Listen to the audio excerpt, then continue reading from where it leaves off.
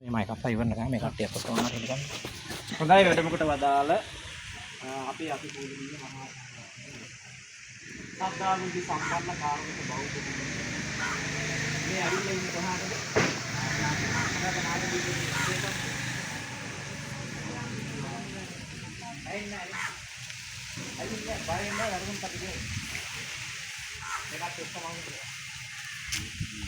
බුදුරජාණන් වහන්සේ දෙවෙනි වතාවට ලංකාවට වැඩම කරපු පින්බිම. සූරෝදර මහෝදර කියන නා රජුරුවන් දෙදෙනෙක් අතර මණික් පුටුවක් සඳහා හටගත්තා වූ යුද්ධයක් සමතේකට පත් කරන්න තමයි බුදුහාමුදුරුවෝ මේ නාගදීපයට වැඩම. ඒ කතාව තමයි අපි අහලා. එච්චරම ඉතින්. එච්චරම මේ කතාව විතරම තියෙනවා. සුවිශේෂී කතා රාශියක් මේ නාගදීපයේ සම්බන්ධව දෙපිටක් සිදු වෙලා තියෙනවා. ඉන්නත් මේ අපේ බුදුරජාණන් වහන්සේ ලංකාවට තුන් පාරක් වැඩම කරලා තියෙනවානේ. ඔයකද මහියංගනය, නාගදීපය. බුදු වෙලා අවුරුදු 5ක් ගියාට පස්සේ බුදුරජාණන් වහන්සේ දෙවෙනියට වඩින ලංකාවේ දෙවෙනි පින්බිම තමයි මේ ඔයාලා ඇවිල්ලා අද මේ දැක බලාගෙන වන්දනාමාන කරකට නාගදීපය. බුදු වෙලා අවුරුදු 5ක් බුදුරජාණන් වහන්සේ නාගදීපයට වැඩි සූරෝදර මහෝදර කියන නා රජුරුවන් දෙදෙනෙක් අතර මණික් පුටුවක් සඳහා හටගත්තා වූ යුද්ධයක් සමතේකට. කොහොමද ඒක උනේ? ඊළඟ ඉස්සර අපේ ලංකාවේ ජීවත් වුණේ ගෝත්‍ර තුනක්. ඒ තමයි යක්ෂ, නාග, දේව. යක්ෂය අදහපු අය යක්ෂ ගෝත්‍රිකයෝ, නාගය අදහපු අය නාග ගෝත්‍රිකයෝ, දේවය අදහපු අය දේව ගෝත්‍රිකයෝ. ඉතාලි ඉතුරේ හිටියා නාගය අදහපු නාග ගෝත්‍රිකයෝ. පුදියා උතුරේ තාපින්සක් කියා කල්පිටිය වඩුන්නාගල කියන ප්‍රදේශය තාපින්සක් කියා කැලණි ගංගා ආශ්‍රය කරගෙන අප කැලණි සාහිත්‍යයේ තියෙන ධම්මානීය ප්‍රදේශය. ඔය ස්ථාන තුනේ තමයි නාග ගෝත්‍රිකයන් ජීවත් වෙන්නේ. නාග ගෝත්‍රිකයන් කියලා කියන්නේ මේ නයි නෙමෙයි. නයි අදහපු මිනිස්සු අපි වගේ මිනිස්සු. එදා මේ උතුරේ හිටපු නාග ගෝත්‍රිකයන්ගේ පාලක රජතුමා තමයි මහෝදර කියලා කියන්නේ. කල්පිටිය ප්‍රදේශයේ නාග ගෝත්‍රිකයන්ගේ පාලකයා තමයි සූරෝදර කියලා. මහෝදර කියලා කියන්නේ මොකක්ද? ලොකු බඩක් තිබ්බ මිනිහෙක්. සූරෝදර කියලා කියන්නේ.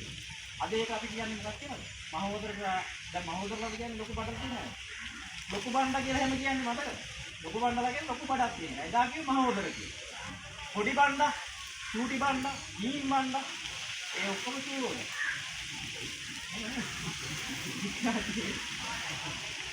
මණියක්කිත නාරජතුමා පාලනය කරේ කොහෙද? කැලණි ප්‍රදේශයේ නාග ගෝත්‍රිකයන්ගේ නායකයා මණියක්කිත නාම. මේ තුන් ගොල්ලම නාගදීප කතාවට සම්බන්ධ. කොහොමද සම්බන්ධ වෙන්නේ? මහෝදරට හිටිය එක දියණියක් ඒ දියණිය විවාහ කරලා දුන්නේ තමන්ගේ නංගිගේ පුතා වන සූරෝදර. ඒකට මොකක්ද නෑදෑකම? මහෝදරගේ කවුද එතකොට නංගිගේ පුතා? දැන් තමන්ගේ දිව විවාහ කරලා දුන්න සූරෝදරට ඒ විවාහ කරලා දුන්න දවසේ පරම්පරා 7කින් උරුම වෙලා තිබුණා මණික් පුටුවක් මහෝදර.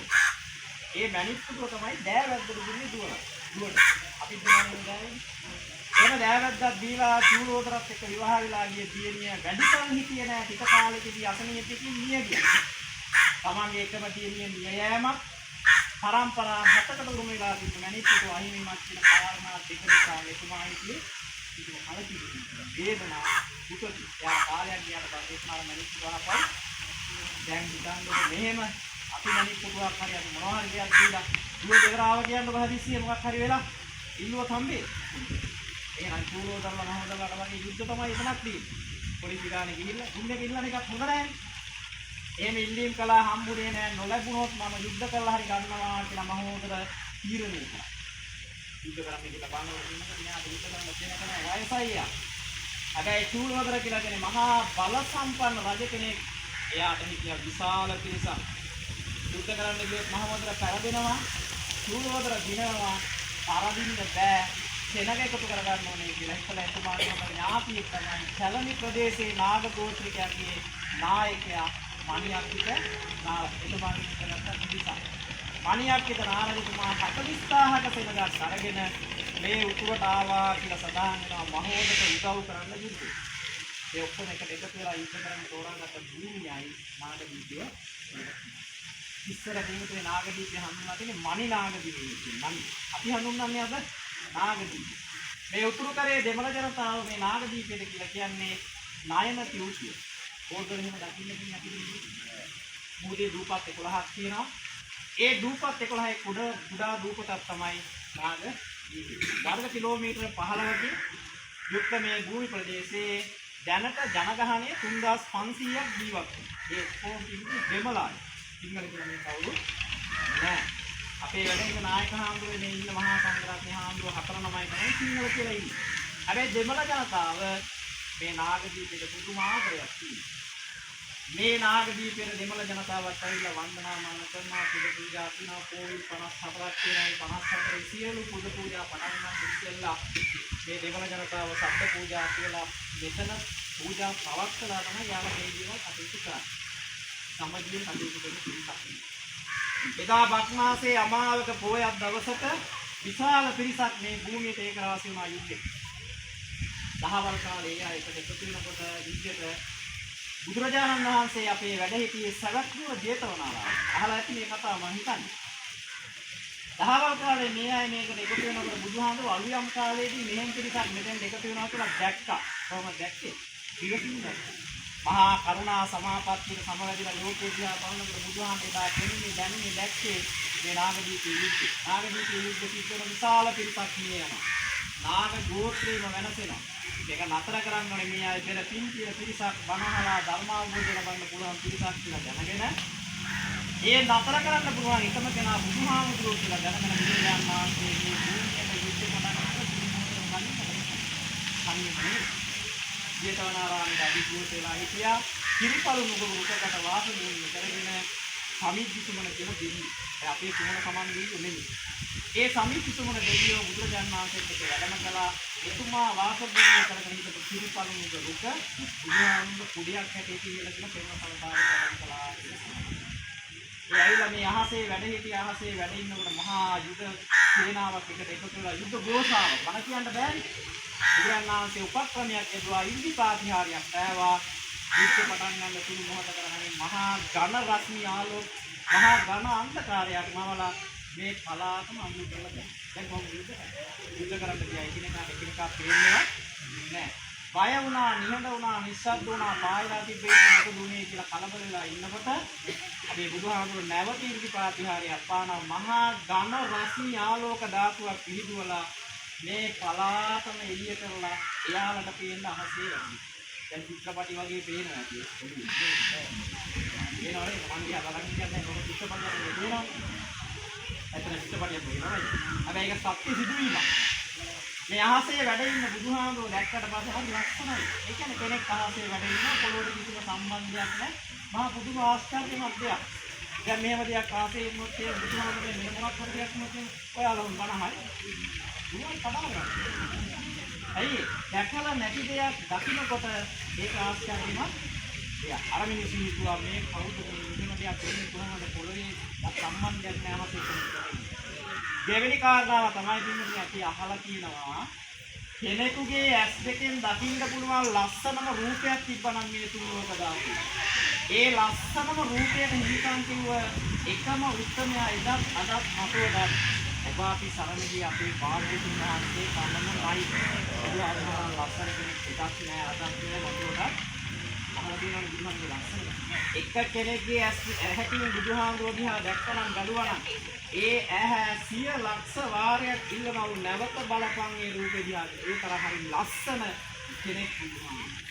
ආරෝහ පරිණාම දේහේ දෙතිස්මා පුරුෂ ලක්ෂණයේ වර්ණයේ බුදුහාමුදුරුවෝ දැකලා මේ අය කල්පනා කරාලු මේ නම් මිනිස්සෙක් වෙන්න දෙවියෙක් ගම්මියෙක් වෙන්න කියලා ආරාධනා කළා. දීප දිනකදී බුදුහාමුදුරුවෝ පූජා කරනවා. යුද්ධයට මුල් වෙන මැණික් කුටියේ වැඩ සිටියේ බුදුහාමුදුරුවෝ ලස්සන බණ කතාවක් කියනවා. මිනිස් ජීවිතය ගැන වටිනාකම් ගැන මේ බණ කතාව වන්නේ අය පැහැදිලා පෙරතින් කියන අය පැහැදිලා මැරෙන්න හිතපු විශාල පිරිසකට බුදුරජාණන් වහන්සේගේ අප්‍රමාණ කරුණාව නිසා ජීවිත අභේදානෙ ලැබිලා බුදුපාමුල වැඳගැටලා බුදුන් සරණ ගිය උතුම් පින්වයි නාගදීප පුණ්‍ය භූමිය.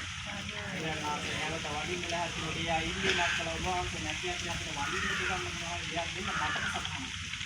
අන්න ඒ වෙලාවේ බුදුරජාණන් වහන්සේ එයාලට දෙන්නේ අර බුදුහාම වැඩ හිටපු මැණික් කුටිය. බුදුහාමර මැණික් කුටියේ වැඩ හිටියාම ආයි කාටවත් ඒක අයිතිද? ඒක ඇවිල්ලා පින්වතුනි ආයි මේ විශ්ව ලෝක දාසේ කිසිම කෙනෙකුට පරිහරණය කරන්න බැරි වස්තුවක් බුදුහාම පරිහරණය කරපු දේවල්.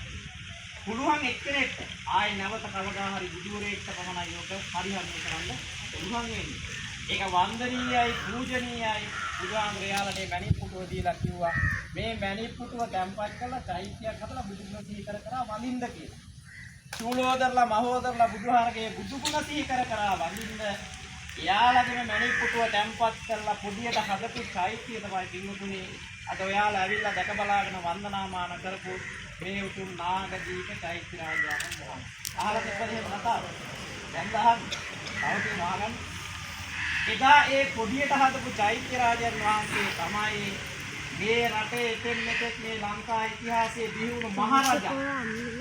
මහරජා නෙමෙයි මහරජා. ඒ මහරජා නෙමෙයි. මේ ඉතිහාසයේ මේ ලෝක දාසේ මහා සෑය හදපු මහරජා.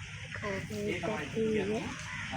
මේ භූමියට මහරහතන් වහන්සේලාත් එක්ක ඇවිල්ලා මේ විශාල චෛත්‍ය නිර්මාණය කරපු එකම රජතුමා තමයි පිටිගැමුණු රජතුමා. එනාගේදීක භූමිය පන්සල් භූමියක් බවට පත් වෙන්නේ පිටිගැමුණු රජතුමා. සද්දාතිස්ස පල්ලි ආදී මල් ඊගොල්ලෝ සුද්ධ ඇවිල්ලා ඒව අල්ලගෙන. ඒ අතීතයේ සිදුවීම් අනාගතයේ සුන්දර ලක්ෂණ කතාවක් මේ නාගදීපයේ සම්බන්ධ විදිහට තියෙනවා. අපේ ගෞතම බුදුහාරෝ බුදු වෙලා පිරිනවම් කාලා මේ ගෞතම සාසනයට ආයුෂ අවුරුදු කීයද අවිස්කාර කළේ? 5000යි. දැන් යන්නේ කීයද? දැන් 500 කියන්නේ තවත් අවුරුදු 2400ක් අනාගතයේ අවුරුද්දේ වෙසක් පොයක්. මේ ලබන අවුරුද්දේ එහෙම නෙමෙයි ඈ. ලබන අවුරුද්දේ නම් ගහේ ගන්න ඉන්නේ නැහැ. 1400ක් ගියාට පස්සේ වෙසක් පොයක් දවසක බුදුරජාණන් වහන්සේගේ මේ විශ්ව ධාතුවේ ලෝක ධාතුවේ පැතිරලා විසිරලා අපි වඳින පුදන සියලුම ධාතුන් වහන්සේලා පිරිනිවන් පානවා. ඒකට අපි කියනවා මොකක්ද කියලාද? ධාතු පිරිනිවන්. පරිනිර්වාණය. ඒ ධාතු පරිනිර්වාණය සිද්ධ වෙන දවසේ පින්වතුනි ඒ සියලුම ධාතුන් වහන්සේලා මේ විශ්වයේ මහා බල සම්පන්න තැනකයි එකතු වෙන්නේ. එතන තමයි දෙවියන්ගේ දිව්‍ය ලෝකේ. එතන තමයි බ්‍රහ්මයන්ගේ බ්‍රහ්ම ලෝකේ.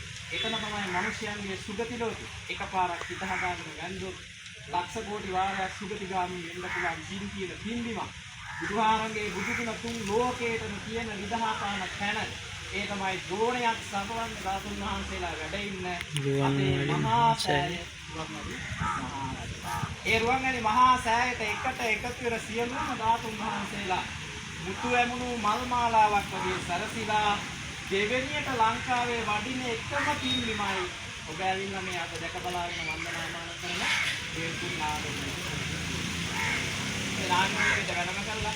මේ මිනිපණගේ වැඩ ඉඳලා අහසේ මහා ධාතු ප්‍රදර්ශනයක් කරලා.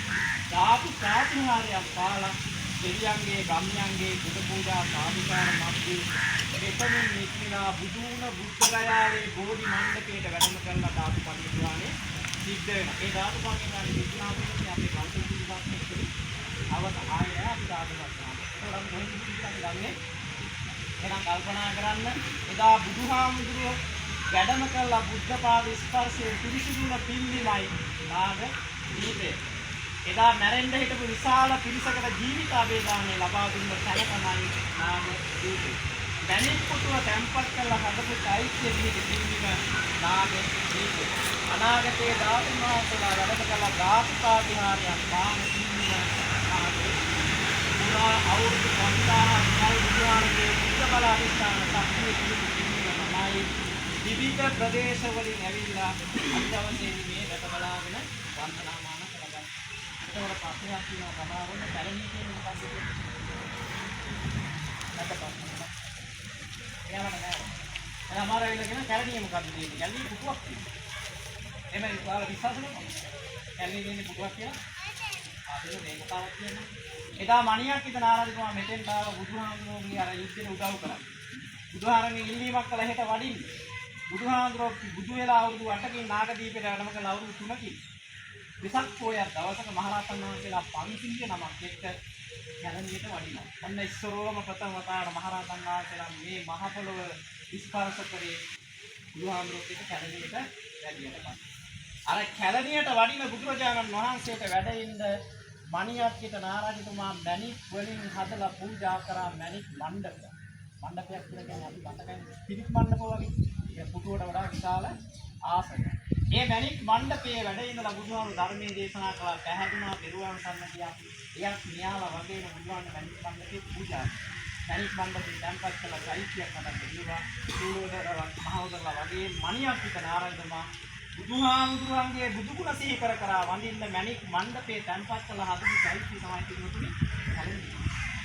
ගාථාවේ තියෙන්නේ ආයාචනාය මණියක්ඛික මහෝග රස්ස තස්මින් විසීදි භගවා මණි මණ්ඩපස්ස ආරාධනා කළා බුදුහාමුදුරන් මණියක්ඛික නාරජතුමා ඒ බුදුහාමුදුරුවෝ වැඩම කරලා වැඩ සිටියේ මණික් මණ්ඩපේ ඒ මණික් මණ්ඩපේ තැන්පත් කළ හදපු කැලණි චෛත්‍ය මම වඳින්නේ.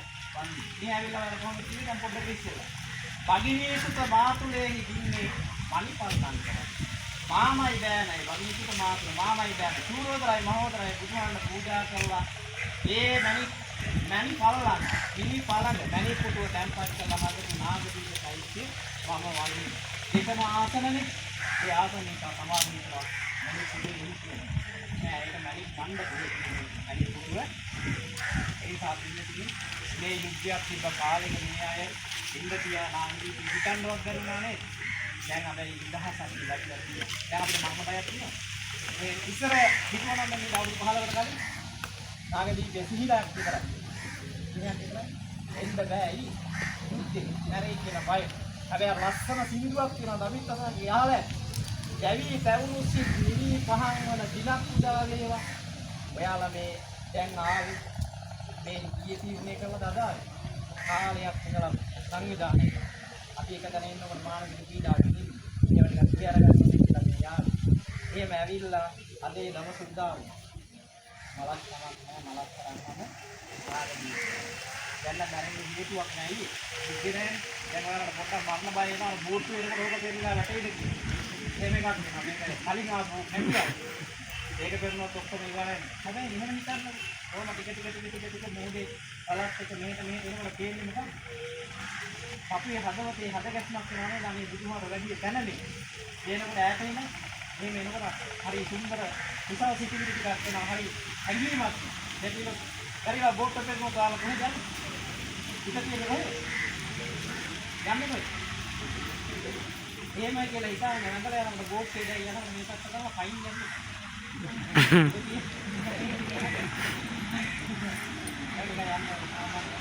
හරි කල්පනා කරගෙන වන්දනාමාන කරගත්තා. මැරෙන්න ඉස්සෙල්ලා එක දවසක් හරි නාගදීපෙට ගිහිල්ලා අපි ගඳගන්න කියන මේ ආවේ. ඒ ඇවිල්ලා වන්දනාමාන කරගෙන ඒ සියලු පින් ලෝකපාලක දෙවියෝ, සම්‍යක් දෘෂ්ටික දෙවියෝ, සතරවරන් සක්වල අල්පේ සාක්ෂි මහේසාක්ෂි දෙවියෝ මේ බුද්ධ භූමිය ආරක්ෂා කරන සම්මිද්දිසමන දෙවියන්ට මේ හැම දෙනාගම ඉෂ්ඨකාමී දේව මණ්ඩලයට හේතු වේවා, වාසනාව වේවා, ලැබේවා, අනුමෝදන් වේවා. අපේ මෞර්තිකව ජීවත් කරන ජීවත් වාසය කරන දුකින් සනසේවා. මේ පරිලෝකයෙන් යන්තන්නේ පානකාමී සුවපත් වේවා. වැඩමකට වදාළ අපේ ගෞරවනීය ගම්පොළ අපේ ගෞරවනීය පරිහාන්තුමාගේ අපේ හාමුදුරුවෝ ඒ අපේ මහා සංඝරත්නයේ ආශිර්වාද ලැබේවා. ජාතික ආගමික සාසනික සේවාවන් කරන්න මේක හේතුවාසාවේවා මෞලිකත්වයන් ලැබේවා. බුදුදේවයන් වහන්සේලාට ලැබේවා. ඒ වගේම අපේ ජපාන් යන අපේ දෙයක් ඉන්න මොකක්ද නම? චමිදු අපේ හැමදෙන. චමිදු මහත්මයා කොයි කාලෙද? තව මාස 6කින් වගේ. මාස 6කින් විතර ජපාන් යනවා. ඒක භාගයේ රාජකාරී කටයුතු සාර්ථක කරගන්න පුළුවන් ආශිර්වාද ලැබේවා.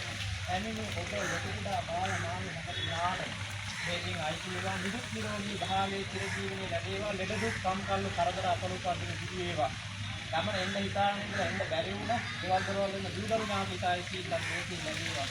මෙලව ජීවිතයේ වාසනාවන්ත වෙලා මානසික ජීවිතයක් කරගෙන සංසාරේ කොතනකදී රෝගේ කින තමන්ගේ පසුපස්සේ පැමිණෙන අනිකාමික නිදානයේ පින්කමක් පාඩපත් වේවා.